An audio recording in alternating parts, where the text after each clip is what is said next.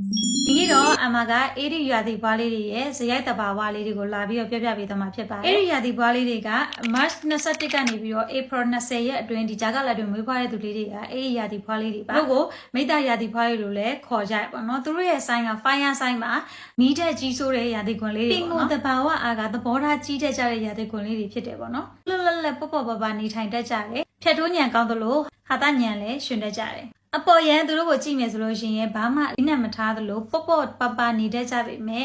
တကယ်အရေးကြုံလာပြီဆိုလို့ရှိရင်တော့သူကခေါင်းဆောင်နေရာကနေဝင်ပြီးတော့မှလှုပ်ဆောင်တတ်တဲ့ရာသီခွန်လေးလည်းဖြစ်ပါတယ်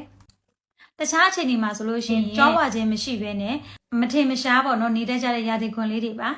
ကိုယ့်ရဲ့အရေးချင်းကိုထုတ်ပေါ်ပြသခြင်းလည်းမရှိဘူးပေါ့နော်ပညာလက်သက်ဝှက်ပြီးနေတတ်ကြတဲ့ရာသီခွန်လေးလည်းဖြစ်ပါတယ်မိသားပေါ်ရာသီခွန်လေးတွေကအညိုအတေးကြီးရဲ့မာနလည်းကြီးရဲ့ပေါ့နော်ဒေါသထွက်ပြီဆိုလို့ရှိရင်အရင်တုန်းကအေးစစ်စစ်တည်ငြိမ်ငြိမ်လေးအပြုံးလေးနဲ့နေတတ်တဲ့လောက်တည်ငြိမ်အေးစေးတဲ့လောက်ပေါ့နော်ဒေါသဖြစ်သွားပြီဆိုလို့ရှိရင်သူမဟုတ်တဲ့အတိုင်းလုံးဝခတ်ထန်ပြီးတော့တခြားတစ်ယောက်လိုမျိုးပေါ့နော်ပြောင်းလဲသွားတဲ့ကောင်းပါပြီးတော့အရွက်အတိုက်တိုက်ဆုံးကလည်းဒီအေးရာသီခွန်လေးတွေပါသူတို့ကရန်သူလို့သတ်မှတ်လိုက်တာနဲ့အားနာတာတွေကျင်နာတာတွေတနာတာတွေမြင်ရတော့မှမဟုတ်ပဲနဲ့သူတို့ရဲ့စိတ်ရောကိုယ်ရောပေါ့နော်အာကျိုးခွန်ဆိုင်သူတို့ကတိုက်ခိုက်တိုက်ကြသူတို့ကအမြဲတမ်းလှုပ်ရှားပြီးတော့မှစူးစမ်းနေတတ်တယ်လို့တစ်ခါတလေကြလို့ရှိရင်တူတူဝေပေါ့နော်အဲ့လိုနေတတ်ကြတဲ့ရာသီခွန်လေးတွေလည်းဖြစ်ပြန်နေပေါ့နော်ဘာမဟုတ်တဲ့အရာလေးတွေကိုလည်းသူတို့ကကြောက်နေတတ်ပြီးတော့ရဲရင်ပြီးဆိုလို့ရှိရင်လည်းသူတို့ကထိတ်ဆုံးအောင်အကြံစီလဲကြီးရဲ့အပြောလဲကောင်းတယ်အပေါင်းအသင်းလဲဆက်ပါတယ်အသွားလာလဲလျင်မြန်ဖြတ်လက်တယ်ပြီးတော့အစားအသောက်ပိုင်းဆိုလို့ရှိရင်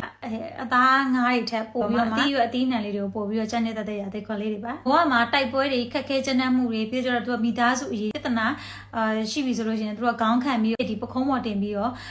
ဖြည့်ရှင်းပေးတတ်တဲ့ရာသီခွန်လေးတွေလည်းဖြစ်ပါတယ်အဲ့လိုမျိုးသူတို့ရဲ့ဘဝတိုက်ပွဲတွေခက်ခဲကျန်းမှုတွေပြီးသွားပြီဆိုလို့ရှိရင်သူတို့ရဲ့အောင်မြင်ခြင်းတွေကရောက်ရှိလာမှာပါစိတ်မြန်နဲ့ငင်းခုန်တတ်တယ်ခေါင်းဆောင်တတ်တယ်မလိမ့်တတ်ဘူးပြောင်ပြောပြောင်လုံးတတ်တယ်အဲ့ဒီရာသီပွားလေးတွေက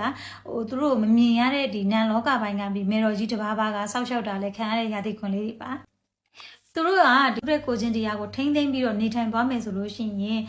သူ့မတူအောင်မြင်ကြီးပွားသွားမယ့်ရာသီခွန်လေးလည်းဖြစ်ပါတယ်ဒီနေ့အမလာပြီးပြောပြပေးဖတ်ပြပေးသွားတာတော့အေဒီရာသီဘွားလေးတွေရဲ့ဇယိုက်တဘာဝလက္ခဏာလေးဖြစ်ပါတယ်ဒီအေဒီရာသီဘွားလေးတွေနဲ့ပတ်သက်ပြီးဖြစ်တခြားရာသီဘွားလေးတွေနဲ့ပတ်သက်ပြီးတော့ဖြစ်နောက်ထပ်အကြောင်းအရာလေးတွေအများကြီးရှိသေးရပါတော့အဲ့လိုအကြောင်းအရာလေးတွေကိုသိကျင်သေးရဆိုလို့ရှိရင်တော့အမကို like and share follow လေးလုပ်သွားပေးဖို့မမေ့နဲ့နော်